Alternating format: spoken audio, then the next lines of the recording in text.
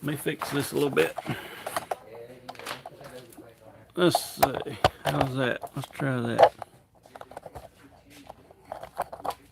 Alright, that's better. There we go. T-Bob will be here in a minute. Oh. Y'all doing alright? We will be drawing again for the tumbler. I got them in here. And then we'll switch them out to the broadheads in a minute. Shazam. I think we had about 40 people in here on the broadheads. I don't remember how many we had on the tumbler, but I just took the original entries and put back in there. So hopefully we'll get somebody good this time. Our first guy, if you watched about a month ago, never responded. Let's see, evening. So we'll see who wins it.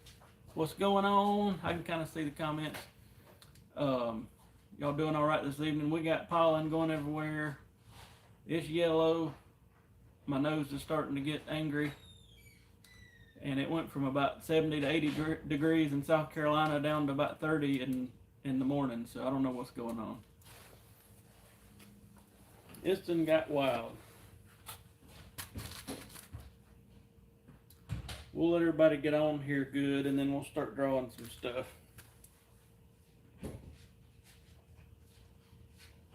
We're about a month away from the Total Archery Challenge in Tennessee, so that'll be good. And then I think we got a Kiwi shoot coming up. Oh, and I'm not sure what else. What up?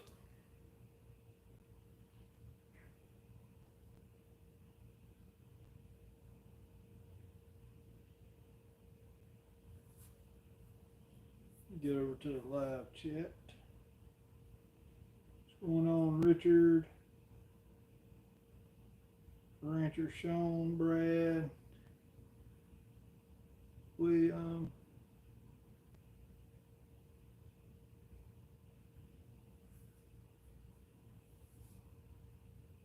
Thought I was going to sneeze for a minute, but I think it's one way.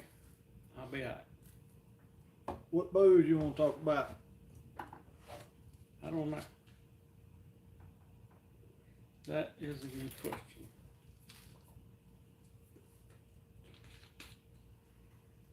We got in a little more Black Eagle stuff.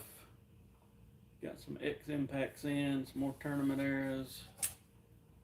Got a little bit of traditional stuff in yesterday.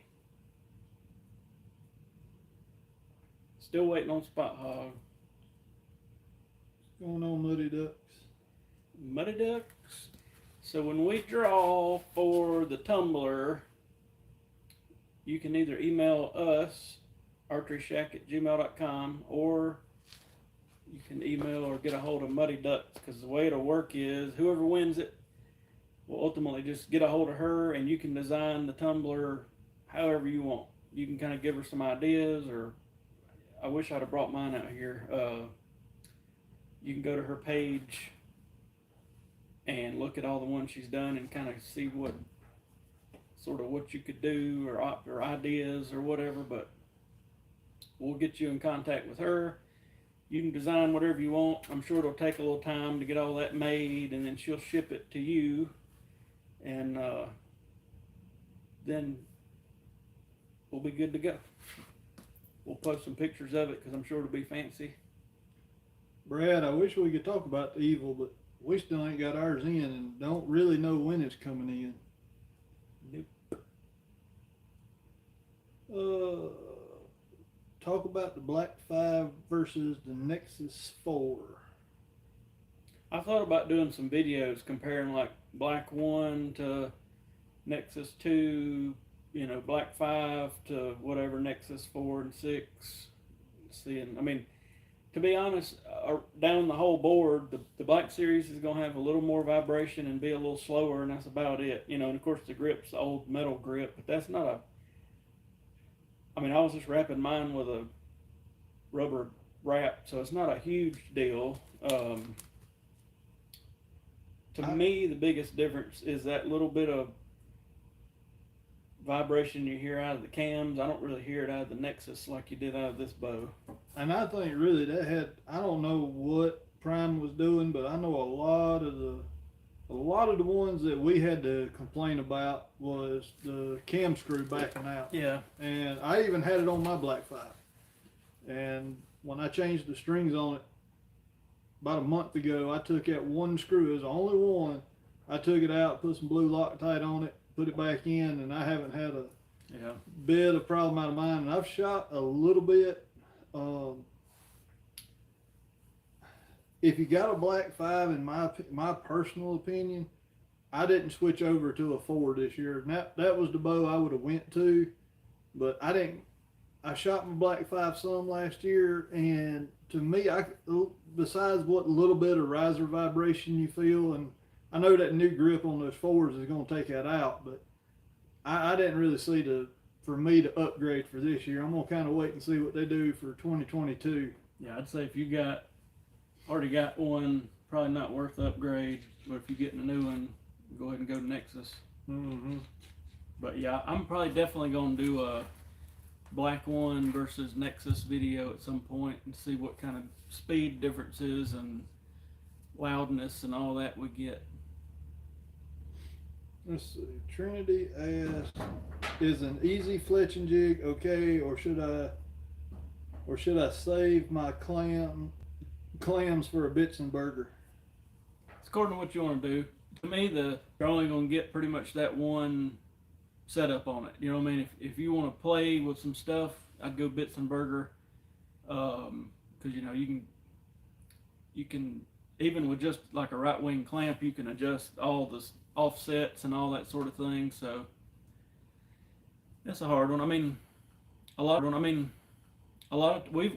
we've got all of them that we use. I mean, if it's just a regular old hunting arrow type deal, we'll use our easy fletchers. But then sometimes somebody wants a particular offset or helical or this or that. You know, we got all the clamps for Bitzenberger. We got a couple Bitzenbergers. We can go straight, right, left, whatever. So it gives you a little more option. So just kind of according to what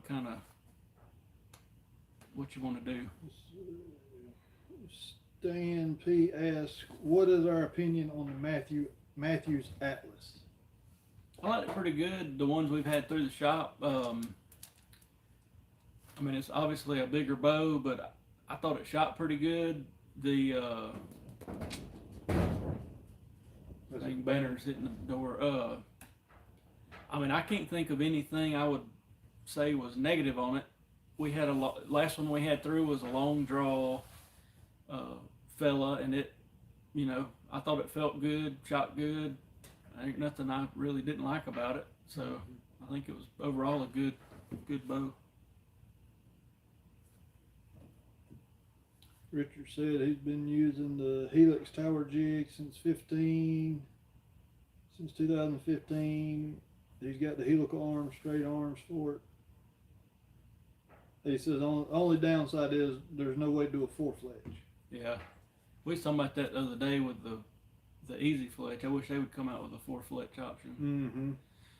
Let's go ahead and draw for the tumbler. Again, this is from a month ago. Somebody had won it, and we tried for a month to get a hold of him and couldn't, so we're redrawing. We'll go ahead and draw for it, and then I'll dump this out and we'll put everybody's name in for the broadheads, and we'll give it a few more minutes. But let me mix up everything, and we'll get you Drew, and we will get you in touch with Muddy Ducks. Samuel Herman has won the tumbler. Samuel Herman, I don't know if you'll see this, but whoa. Is he on here? I haven't seen him pop up yet, I don't think. He's usually on here. Yeah, let's see. Don't lose that out. Get on that there. Thought I was going to dump him out. Stan P says he has the Atlas at 32 inch. If I remember right, that was Adam that brought his in, and he was at 32. Yeah. Let's see. Brad says, doesn't the Atlas have the long draw length mods? Isn't 30 inch the shortest draw length? I think so. I think so on that Atlas. Samuel Herman, you have won the tumbler.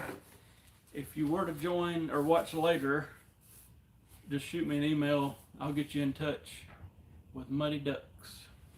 What up, Brad Maccabee? Let's see. What are our feelings on the vapor trail versus other limb-driven rests?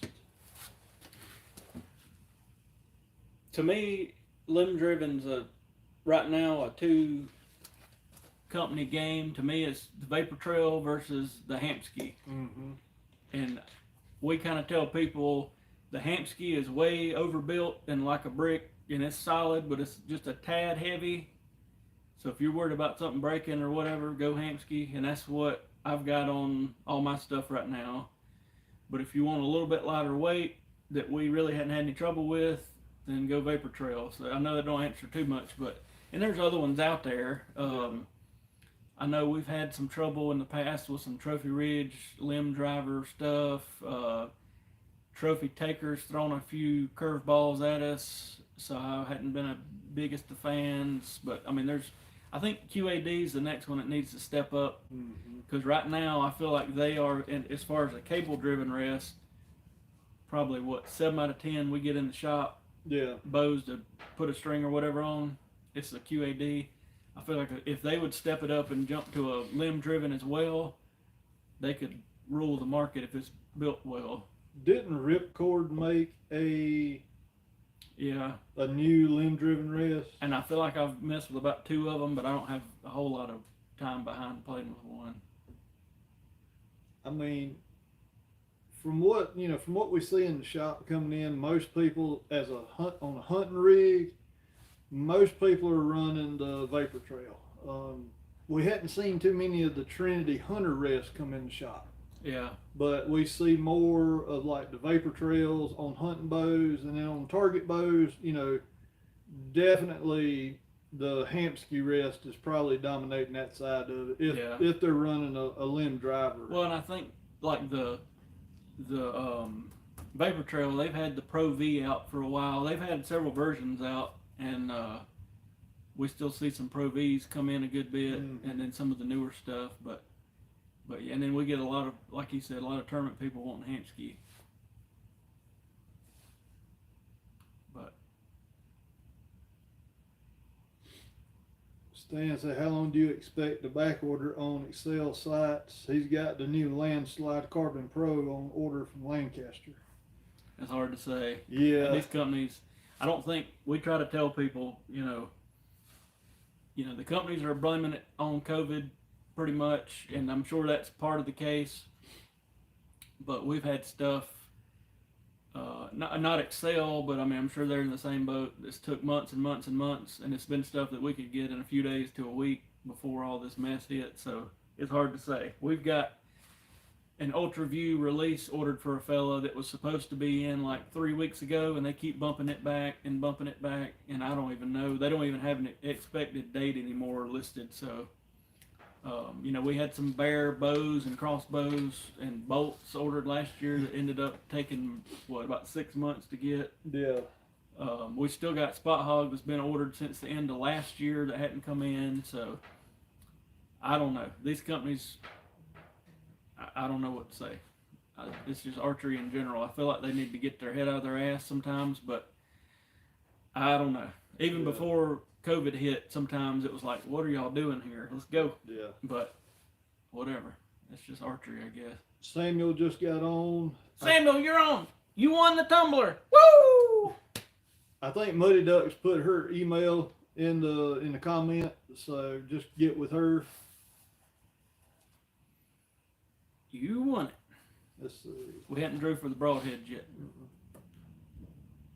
Let's see. Ripcord lockup. It's my limb driver. Works like a dream, but that's my experience. That's, a lot of stuff is just personal experience, personal preference.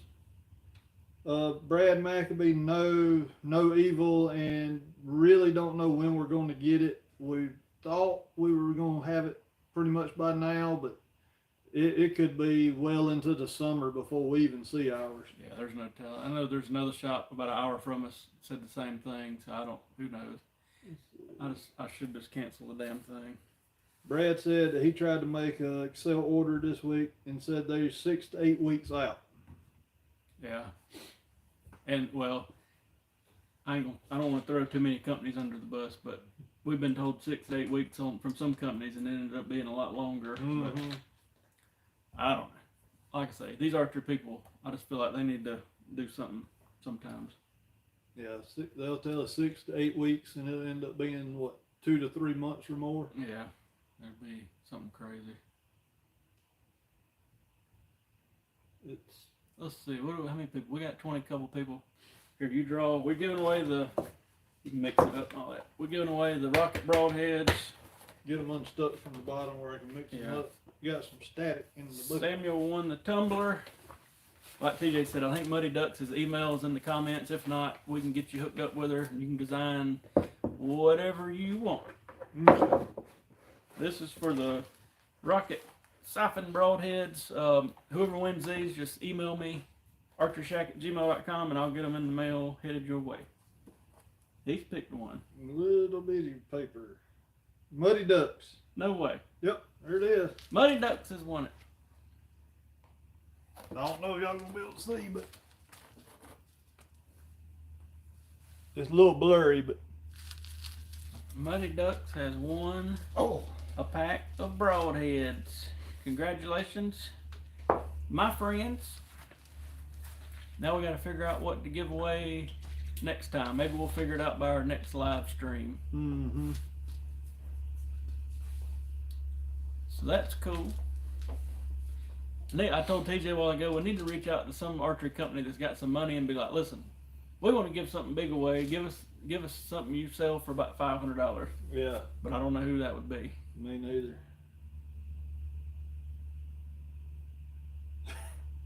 Brad says, "No draw for a Nexus." Yeah. We ought to. Prime mixed up our order and ended up sending us about 13 extra bows, and we're trying to figure out what we're doing with them. I ought to just give them all away and tell Prime they just gave away 13 bows. What do y'all think? Everybody on here is getting one. Yeah. I got something messing on my nose, pollen's everywhere.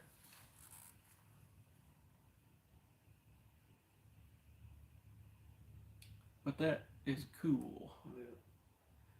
What else has happened? I don't know. We had a bow brought in a sack. It was a great story. Yeah. When you see a man coming through the parking lot with a grocery store sack full of bow parts, you know you are about to experience a great story. Yeah. Brad, we got Maccabee. I know we got a 2 and a 4 in the left-handed on the Nexus, but that's it. I don't think we got. Yeah, we ain't got no 6s and didn't order any 6s. I don't think. Now, I think the 2 I've got. One of them on the 4 is an all army green, and the 2 is a black riser First Light Fusion limbs, I think. I actually need to make a Facebook post in the next couple of days, because there was a good many left-handed people asking to let them know when we got it in. I thought about just posting and saying, here they are.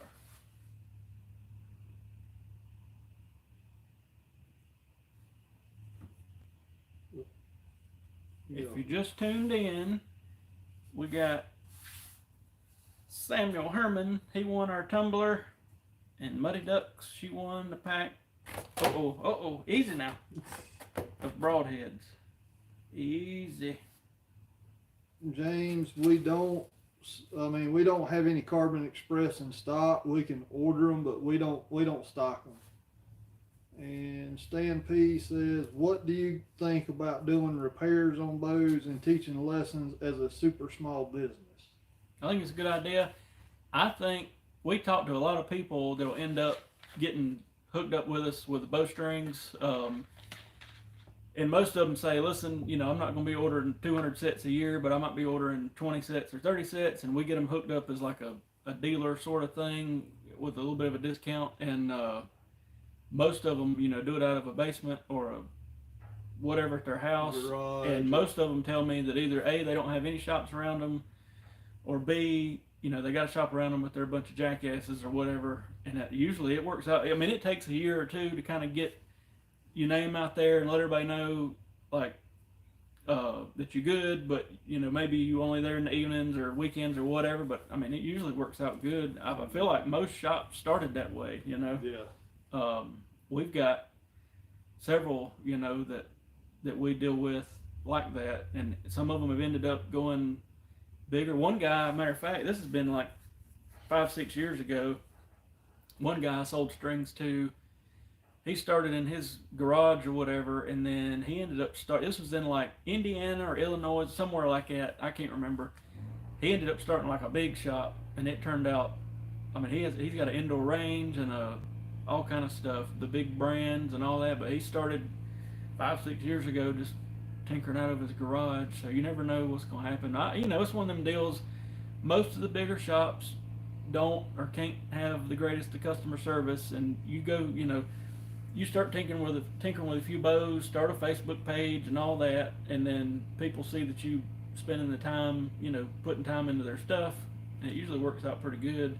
I couldn't tell you how many people have found us because of these videos, and like, I won't name them, but I'm not trying to throw them under the bus either. Some of our other local competitors, some of them don't even have a draw board, you know what I mean? Like, they're eyeballing stuff. I mean, they're not even, so when people see that we actually take the time to try to do it right, it kind of goes a long way, but I would say go for it. Yeah, and I mean, the biggest thing too, like if you want to do lessons, and we've experienced this ourselves, is, right when hunting season, that big rush starts around here. Well, normally it keeps backing up, but normally around middle, late July, we had to pretty much cut lessons out because it was, I've looked into trying to find somebody, and it would be a weird something, but like finding somebody that we would have just here, like maybe an older fella that's been in archery for a long time or something, that we would have here just for lessons, because like he said, in the middle of the busiest of season, we really can't do lessons because we can't even keep up with the bows that are coming in. But I've thought about like finding somebody just for that purpose, because I know there's interest out there, and I'd really love to, like,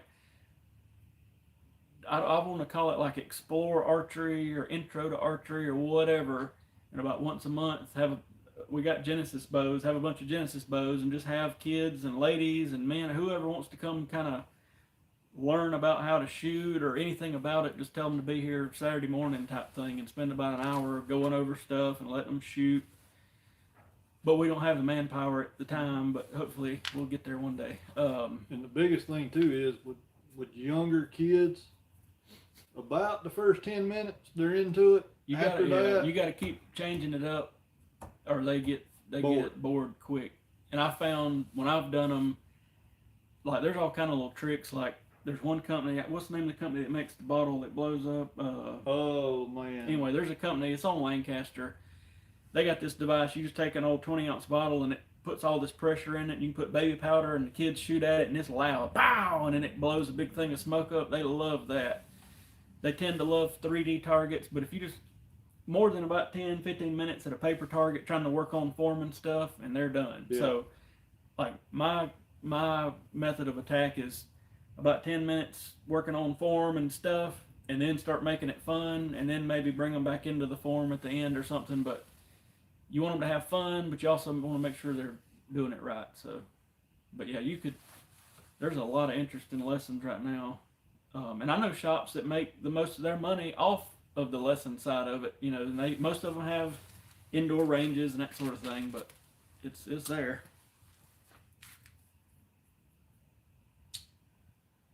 James asks, how long does it take you to build strings, install, tune, and ship the bow back to the owner?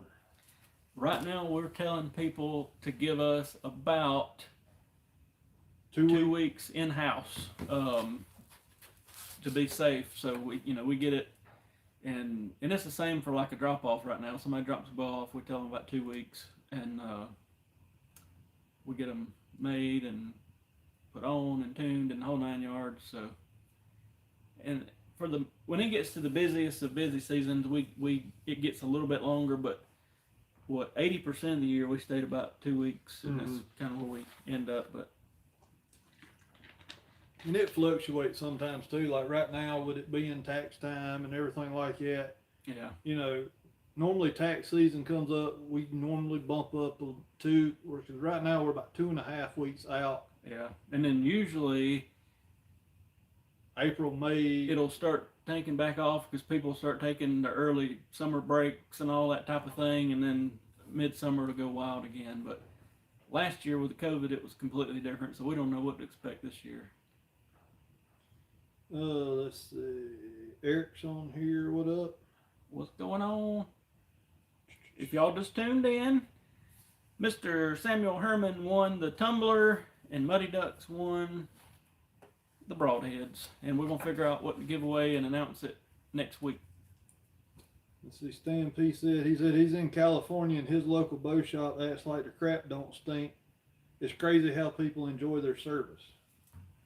Well, you know, we hear that a lot. Like, yeah. I don't know how many, and you can read all over the internet how many shops act like that. I mean, I could name off a bunch around within 2 hours of us like that, but I think that's the main thing. If you can be nice to people, and I mean, we got one shop, well, actually more than that I know of. You know, if you walk in with certain brands down there, they're not going to be very happy about it. And we had one guy come in, another shop had told him he wasn't touching his bow, and I mean, this is crazy. I mean, I guess whatever floats their boat, and it makes us look good because we work on anything. Yeah. But anyway. You know, and it's like us right here. There's pretty much 1 to 2 big name brands that, you know, regardless of how good their customer service is or whatnot, Yeah. they still got to go there to buy the bow. Now, we've had a ton of people go buy the bow, bring it to us, and say, here, you do it. Matthews, for example, we can't get them because we're too close to other dealers or whatever. But that's probably the number one bow that comes in here that people bring in bare bow and be like, I got the bow, I need y'all to do everything else. Or I got the bow, the cams are out of time and the sight's on backwards and the rest is upside down and the peep sight's wrong and they didn't sell me a release, you know. Yeah. That sort of thing. So Brad, if you're just going for like a day to the R100, I would definitely shoot the African range, because that's the range that's going to have, you know, your giraffe, your hippos, your elephants. It's going to have more of the exotic targets. So, but if you're going both days, you know, you shoot both of them. But if you're just going for one day, I'd definitely just shoot the African range. That'd be the one I'd go to. Yep. Agreed. What up, Boy King? What up? Vanessa's on here. Oh, Lord. Mm-hmm. Every time we had one bad experience and we told TJ's wife we're going live and we ended up not going live, I ain't gonna tell y'all where we went, so now she has to check in on him. Mm-hmm. I mean, it's not our fault we wanted to go to the buffet, to the Golden Corral. I'm kidding. That was all made up. Boy King, yeah, you missed the drawing. Samuel Herman won the tumbler, Muddy Ducks won the broadheads, and we're gonna figure out next week what we're giving away for next time. Is the pollen bad where y'all are at if you're not in South Carolina? It's rough here. Everything's yellow. It rained a little bit yesterday, and it's yellow again today. James said, I think bow prices have gotten crazy. I refuse to pay $1,300 to $1,600 for a bow. I wish everybody else would do that. Yeah. Because I've said it 100 times. These companies are just going to keep on stepping it up until 50 or more % of their sales tank, and then they're going to be like, all right, we need to back off. I hate to say it because it would probably hurt us in a way of not selling new bows, but I just wish people would quit buying them.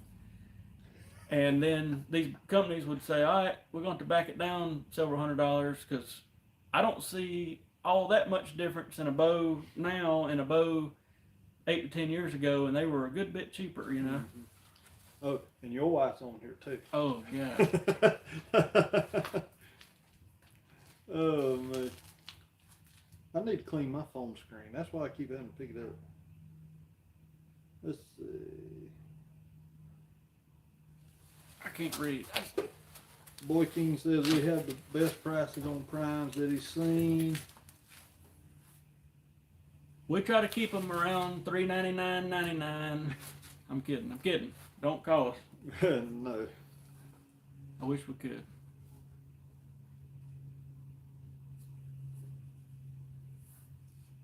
Stan P.S. When do you think bow shops will start carrying Chinese brand bows? They seem to be getting up there in quality and for a reasonable price. I'll tell you what, last ATA show, 30-06 Outdoors, which sells a bunch of random stuff, they started repping, what was them bows? Daibo. The Daibo. And they had a few little machining quirks to them, but they shot pretty good. And I know most people say I'm only shooting a bow from the USA and all that crap, but I mean, I agree with that. But at the same time, I think when it starts hitting people's pocket and there's a comparable bow for half the price, I think you'll see more of the cheaper bows being sold. I mean, it's just like that dragon bow I did that video on and everybody sent me all the hate mail for. I know it's from China and all that, but it wasn't a bad bow. It really wasn't, and that joker's cheap. So, well, it's also like, I mean, and even the little Barnett Vortexes that people buy from Walmart, they come in here all the time. It's a $200 bow, if that.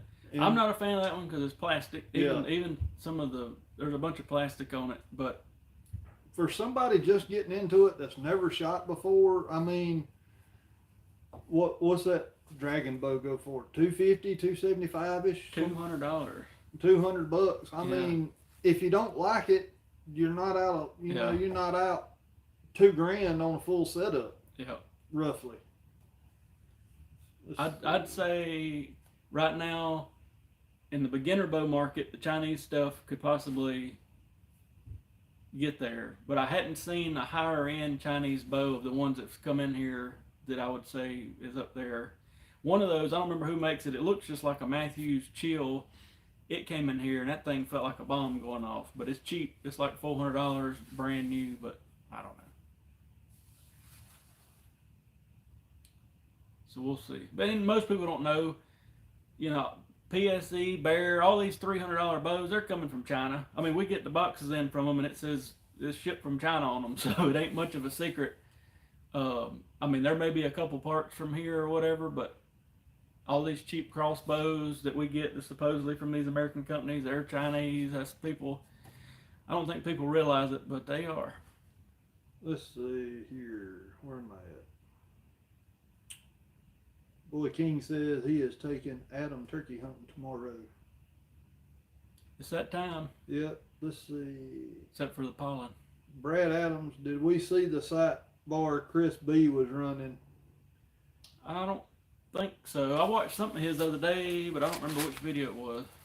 I think he's running a Shibuya. Is he? Which is it's Japanese, not Chinese, which a couple people pointed that out on here. Yeah, they are up there. Them Shibuyas are up there in price. Yeah. I'll say one thing about the Japanese, and I mean, this is no joke. Their hibachi food is excellent. Which Jackie, I know he's got a Shibuya, and I looked at it, and it looks well built. Let me give a Jackie update. I talked to the old man today. And maybe we can have him on here in a couple weeks. But he had a new pacemaker put in that was a life-dependent pacemaker, so it's like if it cuts off, he's gone. And then they had to go in last week and burn a bunch of nodes in his heart because his heart was still trying to do all this crazy stuff. But I talked to him today. He said he's feeling a good bit better. His rhythm is regulated and all this good stuff. So hopefully that's got him close to being back to normal. He's had a rough 3-4 months here. He had the COVID. He's had all this heart stuff going on. We'll have to get him on here, see what he says. Yeah, Stan says, I think carrying them in bow shops would help because people are still going to buy them off of Amazon, which is, I mean, that's true. Muddy Duck said, leave it to you to switch it to food. Oh, it's about dinner time. Mm-hmm. I can almost read the comments popping up because I flipped that phone around, but I can't quite see them. Let's see. If you're just tuning in, Samuel Herman won the tumbler, Muddy Ducks won the broadheads.